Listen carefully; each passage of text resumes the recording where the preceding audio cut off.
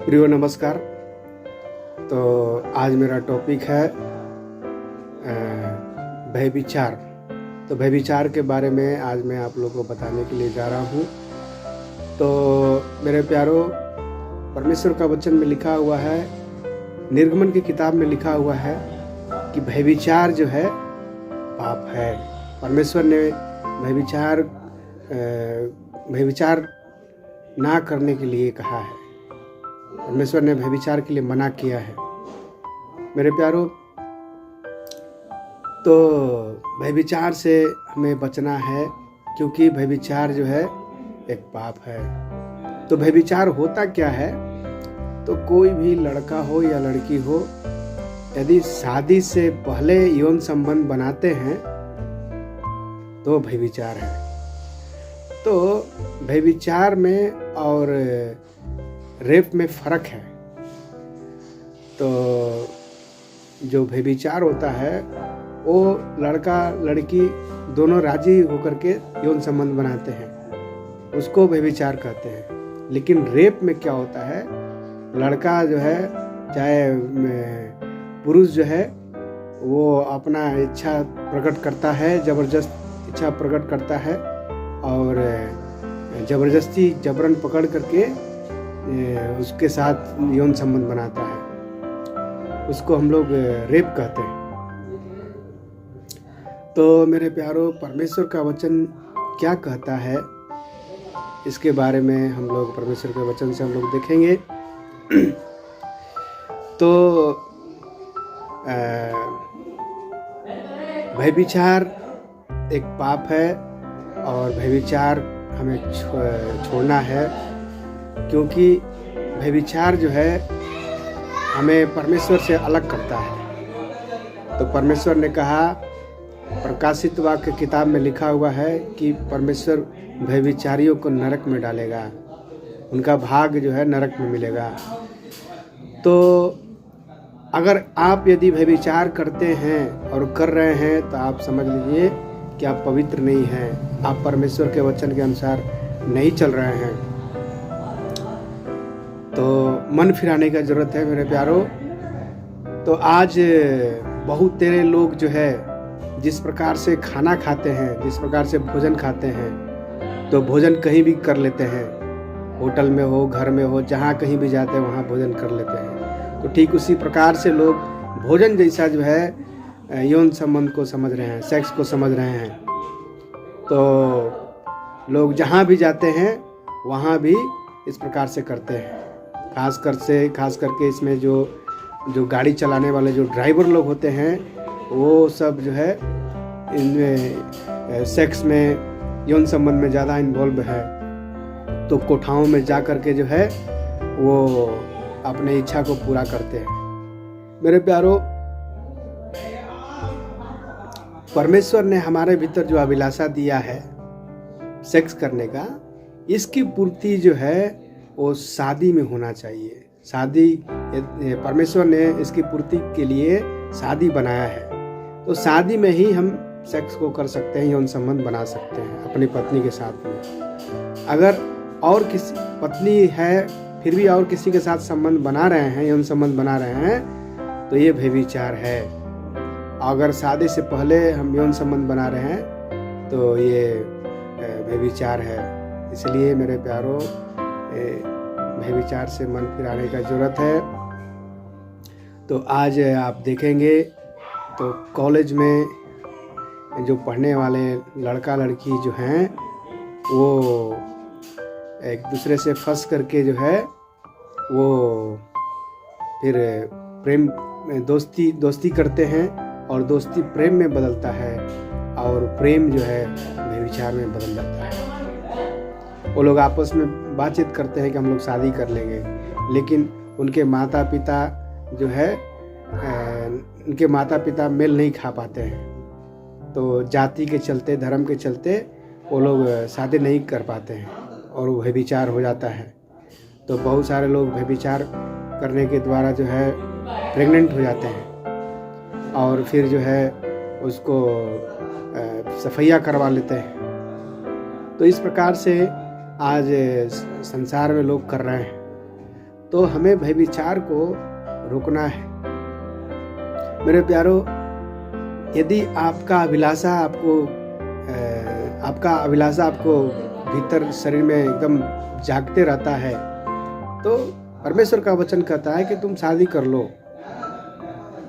तो वचन में लिखा है कि कामातुर रहने से अच्छा है कि तुम शादी कर लो। तो अगर आपका अभिलाषा आपको सताता है तो आप शादी कर लेना है। अगर आप शादी नहीं करेंगे तो फिर जो है आप पाप में गिर जाएंगे। आप किसी के साथ संबंध बनाएंगे नहीं तो फिर और कुछ गलत काम करेंगे। गंदे फिल्मों को देख करके आप पाप करेंगे। इन सारे बातों से मन फिराने का जरूरत है मेरे प्यारो। तो परमेश्वर चाहते हैं कि हम पवित्र बने और परमेश्वर की इच्छा नहीं है कि हम व्यभिचार करें। तो आज मनुष्य अपने अभिलाषाओं को पूरा करने के लिए, अपने अभिलाषा को पूरा करने के लिए जो है वो किसी के साथ भी यौन संबंध बना लेता है ना। तो इसकी पूर्ति कहाँ होनी चाहिए? इसकी पूर्ति जो है आपकी पत्नी के साथ में, आपके पति के साथ होना चाहिए। यदि आप पहले करते हैं या शादी करने के बाद करते हैं तो ये व्यभिचार है। तो परमेश्वर इन सारे बातों को देख करके नाखुश होता है, अप्रसन्न होता है।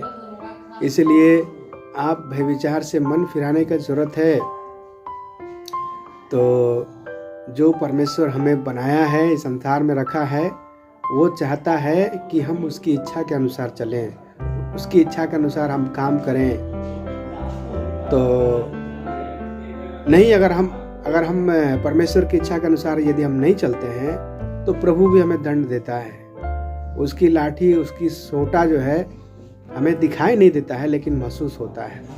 जिस प्रकार से आपको हवा नहीं दिखाई देता है लेकिन आप उसको महसूस करते हैं, ठीक उसी प्रकार से परमेश्वर का लाठी और सोटा आपको महसूस होगा लेकिन दिखाई नहीं देगा। इसलिए और आपको ये भी ज्ञात हो जाएगा कि परमेश्वर ने मुझे दंड दिया है, इस कर्म का फल जो है मुझे मिला है। तो इसलिए मेरे प्यारो, आप व्यभिचार से बचना है। एडल्ट्री इज सिन, व्यभिचार एक पाप है, इससे आप मन फिराइए। तो जरूर आप अभी कर रहे होंगे किसी के साथ में, या आप करके छोड़ दिए होंगे। तो बहुत लोग जो है अभी इस प्रकार से व्यभिचार में हैं। पत्नी रहते हुए भी दूसरे के साथ में संबंध बना रहे हैं, पति रहते हुए भी दूसरे के साथ संबंध बना रहे हैं, और शादी नहीं हुआ है जिनका, वो भी जो है संबंध बना रहे हैं। बहुत सारे लोग पढ़ने के चलते जो है 28 साल, 30 साल, 32 साल में शादी करते हैं, लेकिन वो लोग पहले से ही वो सेक्स करते आ रहे हैं, अपने अभिलाषाओं को शांत करते आ रहे हैं। तो मेरे प्यारो, आप अपने पढ़ाई के चलते जो है आप पाप को कमा रहे हैं। तो पढ़ाई तो पढ़ ही रहे हैं लेकिन पाप को कमा रहे हैं। तो इसलिए मेरे प्यारो, प्रभु ही नहीं कहता है कि तुम मत पढ़ो, तुम पढ़ो लेकिन व्यभिचार मत करो। तो बहुत सारे लोग सोचते हैं कि ठीक है, हम शादी कर लेंगे तो फिर आगे नहीं पढ़ पाएंगे। तो आप पढ़िए, उससे मतलब नहीं है, लेकिन आप व्यभिचार नहीं करना है। अगर आप शादी कर लेते हैं, पढ़ रहे हैं, कोई बात नहीं है, लेकिन आप अपने इच्छा को पूर्ति करने के चलते आप पाप में चले जाते हैं। मेरे प्यारो, परमेश्वर का वचन में लिखा हुआ है कि बड़े धन से अच्छा नाम अधिक चाहने योग्य है ना। तो एक वचन में लिखा हुआ है कि मनुष्य चाहे कितना भी प्रतिष्ठित हो जाए, यदि वो समझ नहीं रखते हैं तो पशुओं के समान हैं जो मर मिटते हैं। इसलिए मेरे प्यारो, मन फिराने का जरूरत है। तो पहले आपको क्या करना है कि व्यभिचार को छोड़ना है, क्योंकि व्यभिचार एक पाप है। और आप अपने अभिलाषा को मौका नहीं देना है ना। तो मान लीजिए आपका अभिलाषा आपको सता रहा है, तो आपको शादी करने का ज़रूरत है। आप वहाँ पर रुकिएगा तो फिर जो है आप पाप में गिर जाइएगा। तो इसलिए आप भली भांति इन सारे बातों को आप समझ गए हैं। यदि आप अपने आप को कंट्रोल नहीं कर सकते हैं तो शादी करना बेहतर है। यदि आप सोचते हैं कि हम ये पढ़ाई पढ़ने के बाद हम शादी करेंगे, तो जान जाइए आप खतरा में हैं, कभी भी आप पाप में गिर सकते हैं।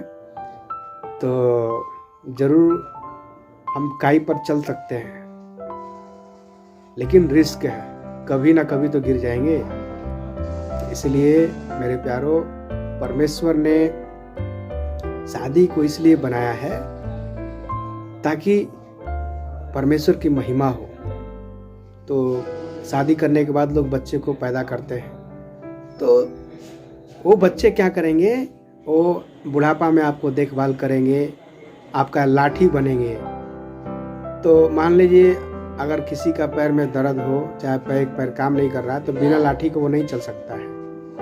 तो बाल बच्चे, जो बच्चे होते हैं, वो क्या करते हैं, बुढ़ापा में मदद करते हैं, बुढ़ापा में देखभाल करते हैं, वही लाठी बनते हैं। और फिर आप जो व्यक्ति मर जाएगा तो वो उसके संतान, उसके बेटा बेटी परमेश्वर को महिमा करेंगे, परमेश्वर की स्तुति करेंगे। तो इसलिए हमें परमेश्वर की बातों पे मन लगाने की ज़रूरत है। तो परमेश्वर ने जो शादी बनाया है, जो परमेश्वर ने हमें अभिलाषा जो हमारे भीतर बनाया, उसकी पूर्ति शादी में होना चाहिए। इसलिए मन फिरा करके हमें क्या करना है, हमें परमेश्वर की इच्छा को पूरी करना है। तो परमेश्वर की इच्छा यह है कि हम व्यभिचार ना करें। और परमेश्वर कहते हैं कि यदि तुम्हारा अभिलाषा तुम्हारे नियंत्रण में नहीं है, कंट्रोल में नहीं है, तो तुम शादी कर लो। और परमेश्वर क्या चाहते हैं कि शादी करने के बाद में भी तुम अपने पत्नी के साथ ही मतलब यौन संबंध बनाना, और किसी के साथ नहीं। परमेश्वर का वचन में लिखा है कि यदि पत्नी मर जाए तब आप दूसरा शादी करना है, पति मर जाए तब आप दूसरा शादी करना है। नहीं तो आप अपने पत्नी को छोड़ करके आप दूसरा पत्नी, चाहे दूसरा पति नहीं रखना है यौन संबंध बनाने के लिए। आज बहुत सारे लोग जो हैं बच्चा ना रहने के चलते, बच्चा नहीं हो रहा है तो दूसरा शादी कर लेते हैं। लेकिन हम जो परमेश्वर के लोग हैं, हम जो मसीही हैं, हमें इस प्रकार से नहीं करना है मेरे प्यारो, क्योंकि ये परमेश्वर के वचन के अनुसार नहीं है। तो परमेश्वर यदि बच्चा आपको दे या ना दे, आप ऐसे ही रहना है। या तो आप किसी बच्चे को अडेप्ट करके उसको पालन पोषण करना है, नहीं तो आप दूसरा शादी नहीं करना है। दूसरा शादी करेंगे तो वो व्यभिचार है, ऐसा वचन हमें बताता है। तो इसलिए परमेश्वर के वचन पर चलिए और परमेश्वर को देखिए, क्योंकि मरने के बाद इस संसार में आपको नहीं रहना है। आप इस संसार में परदेसी हैं, लेकिन आप, हमारा असली घर कहाँ पर है, वो स्वर्ग में है, परमेश्वर के पास में है। तो इसलिए मेरे प्यारो, आप परमेश्वर की इच्छा पर चलिए और परमेश्वर को खुश कीजिए। तो परमेश्वर जब आपसे प्रसन्न रहेगा, खुश रहेगा, तो आपको बहुत ऐसे आशीष देगा। तो परमेश्वर की ओर मन लगाने की ज़रूरत है। तो इस संसार में सारे बातें जो है वो कूड़ा के समान है। सारे बातें, कुछ भी आपके साथ नहीं जाने वाला है। जो कुछ भी आपने बटोर करके रखा है, आपका डिग्री, आपका पैसा, आपका धन दौलत, संसार में जो भी आपका कीमती चीज़ है, वो मरने के बाद सब छूट जाएगा। शरीर भी आपका छूट जाएगा, केवल आत्मा परमेश्वर के पास रहेगा। इसलिए परमेश्वर कहते हैं कि तुम अपने मन को व्यर्थ वस्तुओं के पास मत लगाओ, जो नाशमान है उसके ऊपर तुम मन मत लगाओ, लेकिन अविनाशी वस्तुओं की ऊपर तुम मन लगाओ। इसलिए मेरे प्यारों, आप परमेश्वर की ओर ताकने का ज़रूरत है, परमेश्वर की ओर मन फिराने का ज़रूरत है। तो आप व्यभिचार से बचिए, सावधान रहिए और जो परमेश्वर का वचन कहता है उसके अनुसार कीजिए। तो मैं फिर से आपको दोहराना देना चाहता हूँ, तो आपको करना क्या है? यदि आप कंट्रोल में नहीं हैं तो आप शादी कर लेना है। और शादी भी, और दूसरी बात, यदि शादी भी करते हैं तो आप अपने पत्नी के साथ ही रहना है, दूसरे के साथ में संबंध नहीं बनाना है। और हमें क्या करना है? परमेश्वर के पीछे चलना है। तो इन सारे बातों को आप याद रखें, प्रभु आपका आशीर्वाद है। तो आपने इस वीडियो को देखा और प्रभु आपको आशीष दे। जो लोग इस प्रकार से आपको दिखाई देते हैं उनको भी वीडियो शेयर करें। आज के लिए इतना ही, धन्यवाद।